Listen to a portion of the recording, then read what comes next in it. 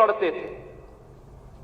आज जब सरकार में थे तो याद करिए, उत्तर प्रदेश के अंदर सुरक्षा का ये वातावरण आपको आज देखने को मिल रहा होगा। याद करिए, इसी मुहर्रम के समय में सड़कें खाली हो जाती थी, सूनी हो जाती थी। आज मुहर्रम आयोजित हो रहा है, इसका पता भी नहीं लग रहा है।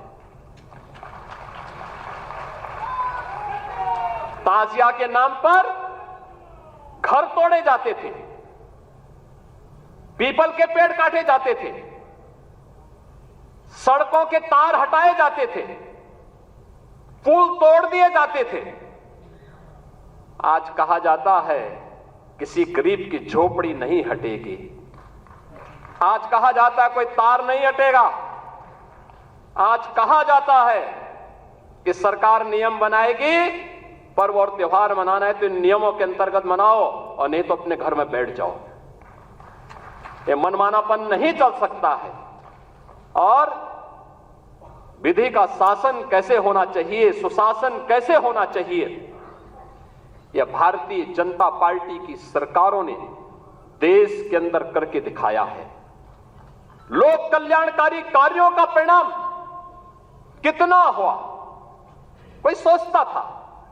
मैं याद है जब देश के अंदर कोरोना की हाट हुई थी, माननीय नड्डा जी राष्ट्रीय अध्यक्ष के रूप में वर्चुअल हम लोगों के साथ जुड़े थे और आपने एक ही बात कही कि देश संकट में है, मानवता संकट में है। हमारे लिए एक ही मंत्र है, प्रधानमंत्री जी का आदेश है, एक ही मंत्र है और वह मंत्र है सेवा ही संगठन है। यह केवल भारतीय जनता पार्टी ने किया था। मुझे याद है कोरोना कालखंड में केवल भाजपा का कार्यकर्ता या राष्ट्रीय स्वयंसेवक सड़कों पर जनता जनार्दन की सेवा कर रहा था।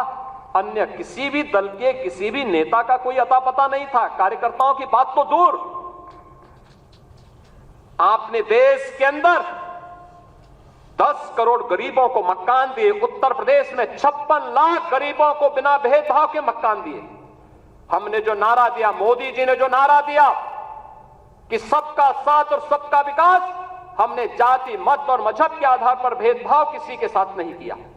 हम आज भी कह सकते हैं हमने किसी के साथ भेदभाव नहीं किया, कोई भेदभाव किसी के साथ नहीं किया। विकास के कार्यों के लिए भेदभाव नहीं किया। ये 80 करोड़ लोगों को फ्री में राशन आज भी मिल रहा है, क्या किसी जाति को मिल रहा है, किसी मत विशेष या किसी धर्म विशेष को मिल रहा है? भारतवासी है उसको राशन मिल रहा है। भारत पहला देश जिसने भूख से मौतें नहीं होने दी, बदहाली नहीं होने दी, आत्महत्या नहीं होने दी, किसी गरीब को सड़क पर भूखों से मरने के लिए मजबूर नहीं होने दिया।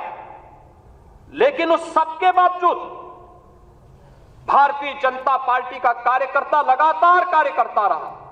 विपरीत परिस्थितियों में अपनी जान की परवाह किए बगैर लगातार कोरोना जैसी महामारी से जूझता रहा और सेवा को ही संगठन मान करके कार्य करने का परिणाम रहा कि जिस महामारी के सामने दुनिया की बड़ी बड़ी ताकतें नतमस्तक हो गई, उसी कोरोना को कहां समाप्त कर दिया। मोदी जी के नेतृत्व में भारत ने सबसे अच्छा परिणाम देकर के दुनिया के सामने कोविड प्रबंधन की एक नई अनूठी छाप छोड़ी।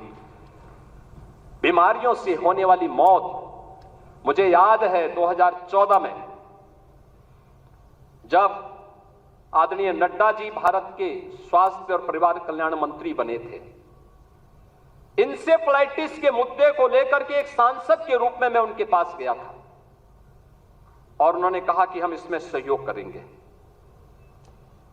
नड्डा जी और मोदी जी के सहयोग से गोरखपुर में एम्स भी बना। आज गोरखपुर का एम्स चालू हो गया, काम कर रहा है। पूर्वी उत्तर प्रदेश और बिहार की, नेपाल की एक बड़ी आबादी अपने स्वास्थ्य सुविधाओं का लाभ प्राप्त कर रही है। और 40 वर्ष से जो बीमारी थी, इस बीमारी से होने वाली मौत 90 से 95% मौतें अनुसूचित जाति, अति पिछड़ी जाति और अल्पसंख्यक समुदायों की थी। आज उस मौत को हम लोगों ने, डबल इंजन की सरकार ने पूरी तरह नियंत्रित किया है। इंसेफ्लाइटिस पूरी तरह समाप्त हो गया है। उत्तर प्रदेश जैसे राज्य में इंफ्रास्ट्रक्चर कल्पना थी, आज आप जाते होंगे आपको 4 लेन की कनेक्टिविटी मिलती होगी।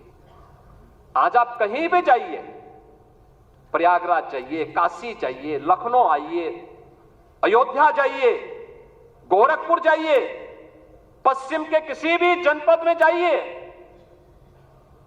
इंटर स्टेट बॉर्डर पर जाइए, आपको लगेगा आज कोई नहीं कह सकता है, उसको उत्तर प्रदेश का वासी कहने में संकोच नहीं होगा, क्योंकि उत्तर प्रदेश का इंफ्रास्ट्रक्चर किसी भी अन्य जगह से अच्छा आपको प्राप्त होगा।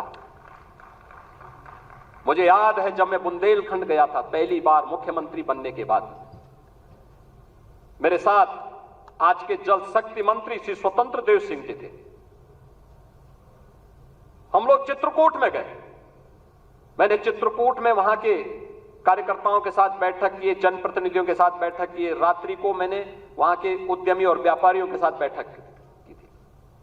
मैंने उनसे कहा, मैंने कहा यहां चित्रकूट में अच्छे होटल क्यों नहीं आ रहे हैं, अच्छी धर्मशालाएं क्यों नहीं बन रही हैं?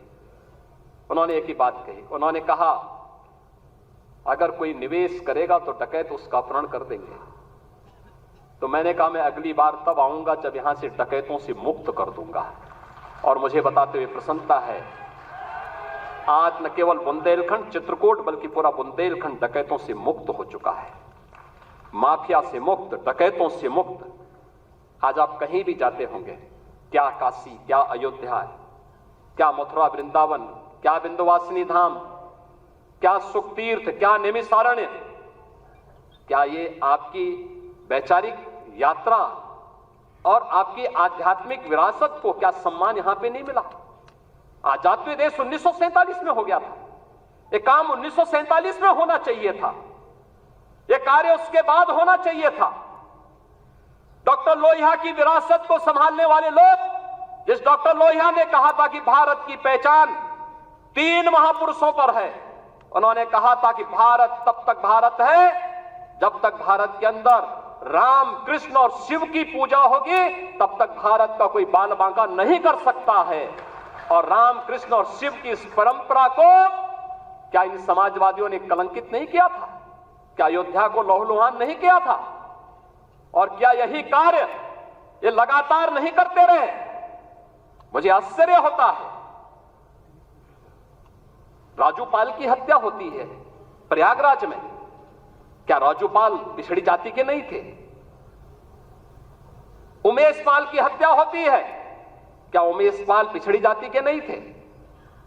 भारतीय जनता पार्टी के विधायक कृष्णानंद राय की निर्मम हत्या हो जाती है, और कृष्णानंद राय के साथ गोलियों का शिकार होने वाले लोग कौन थे?